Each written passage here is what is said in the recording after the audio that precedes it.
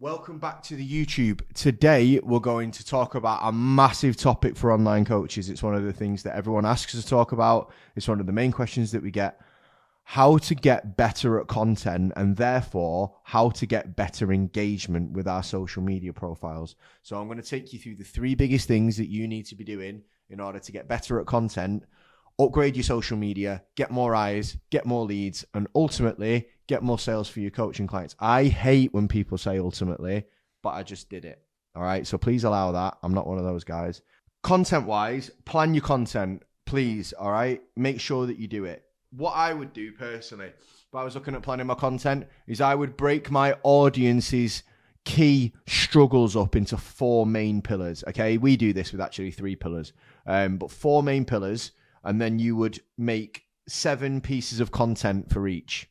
Okay. Some social proof, some value, some educational, some entertainment based, but base it around those 4 pillars. The 4 main struggles that your audience have. If you do not know this, ask your audience, reevaluate your whole audience because you should know this as a coach. Ask ChatGPT. It's going to be the third one. 4 main struggles of the audience. Make content around those 4 things. Plan it out. Take time to actually sit down at your laptop and plan it.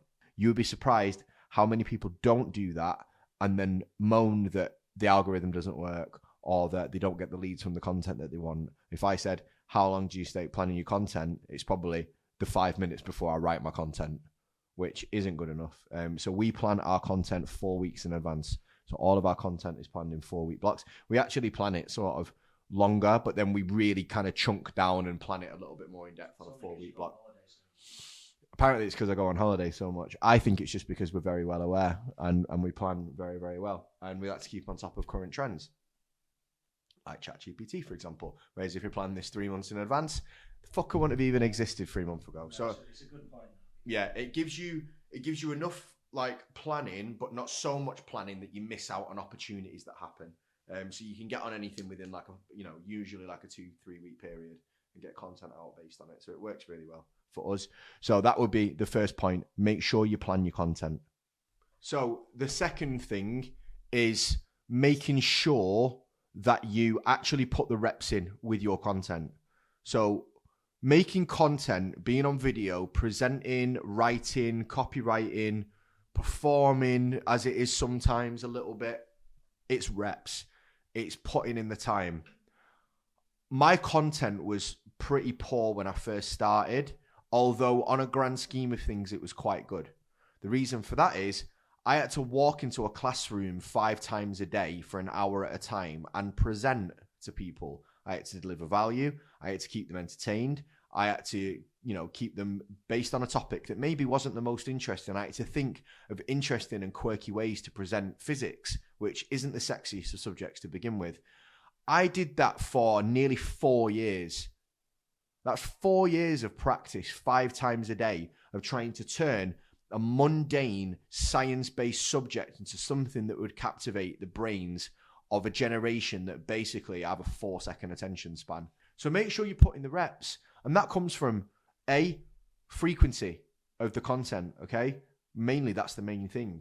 Don't just settle for 3 posts a week because you're not going to get very good very quickly. Create and post as much content as you possibly can because it's the fastest way to get there. Coincidentally, it's also the fastest way to grow your platform. So both of those things would go hand in hand. But make sure that you put the reps in with your content or else you are never going to improve. And delay some of the gratification, which means don't expect to get an instant return and expect to put 90 days, 6 months, 12 months, 18 months, 2 years. Right. So again, make sure you put the reps in. I think I've done enough on putting the reps in. So I'm going to move on to the third point, which is learn to enjoy it. Okay. When did we start this process, Si? Probably about this time last year, wasn't it? We just got started going after Christmas last year. Was it Christmas? So January? Yeah. Okay. Yeah. So March we pulled the trigger properly. Did we? Yeah. And we increased the volume loads at that point. At March? Yeah. Okay. So month 3 last year, the end of Q1 last year was where we really started putting the effort into this content. Okay. Up until then, Fridays were my day off. So I didn't work Fridays at all. I didn't do any client work. I didn't do any work. I used to have an extra weekend day. Okay. I still think Friday's my day off.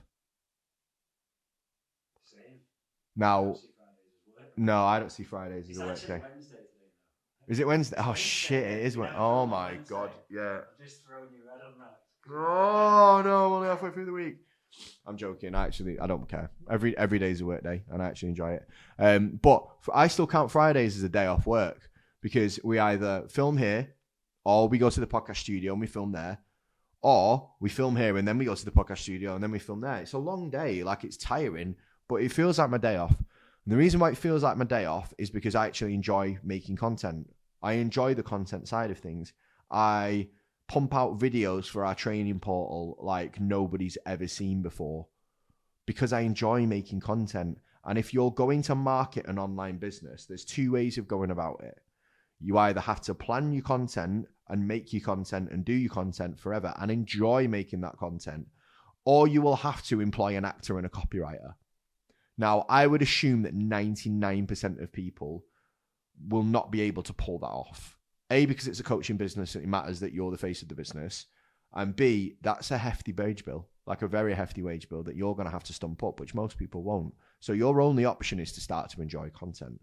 Learn to find forms of content that you really resonate with. Now, we're talking about video because that's what we mainly do. Instagram and TikTok are our main sources of where we generate our leads. Just because we do it that way doesn't mean that that is the only way to do it. It's probably the easiest way to do it, which is why we go down that route. But you can write emails. You can write tweets. You could do long form video and chop it into short form. Okay? You could make only YouTube videos and chop that down. You could only do podcasts and chop that down. There is loads of ways to go about this content game. We're going to give you the easiest and simplest path to success. But if you are incredibly skilled and love writing, there are ways to make writing work for you. Yes, it doesn't work as well as it used to, but it still works. All right? You need to find a way of enjoying and loving your content, because if you don't, you're going to struggle. The best way that I found is make sure you're making content about stuff that you're passionate about. It's one of the reasons why I moved from the fitness business to our business, because there's only so long I could talk about nutrition and training for. And bearing in mind, since I've been 16, the main point of conversation has been like, oh, bro, how much chicken do you eat? How much you bench? What training plan do you do? And it'd run dry for me, to be honest with you. I wasn't inspired by having conversations about it. I could chat your head off about business all day. It genuinely excites me. Somebody gets me on a call, they're like, right, mate, I need to go. And I'm like, blah, blah, blah, blah, and I'm still going on because I get excited.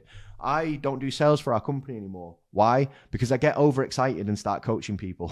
And it's not what you should be doing on a sales call.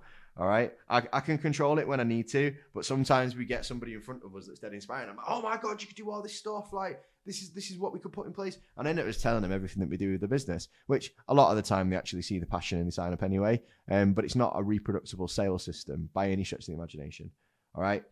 It's because I get excited about it, because I love talking about it. I love helping people with it. And I truly enjoy making the content about it. These YouTube videos, they don't feel like a chore. Podcasts don't feel like a chore. The short form content doesn't feel like a chore. I actually write content every day on my stories for no reason at the minute, and I'm not sure why I'm doing it, but I've committed. I'm gonna consider stopping at day 30 if I'm going to be honest with you, only because of the time element of it.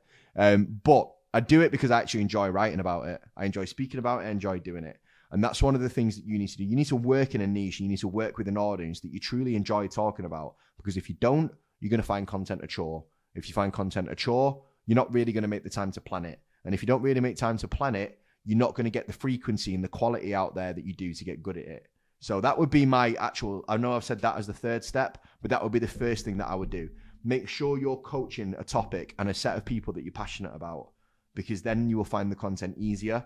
You're more likely to care more about it and plan it, and that will allow you to get better frequency and better quality out. So that's my 3 big tips on making content. We have loads of stuff that we have about content. We do a lot of like how to film videos. We do a lot of what kind of content's working now. We do lots of podcasts and YouTubes on current content trends and things you need to be getting on. So if you want to make sure you get access to all of that and you get notified when it's relevant, because this will change as time goes on. It always is. Okay, so if you want to make sure that you're getting the most up-to-date coaching content knowledge out there, make sure you subscribe to the channel, click the bell to notify yourself. I'll see you next time.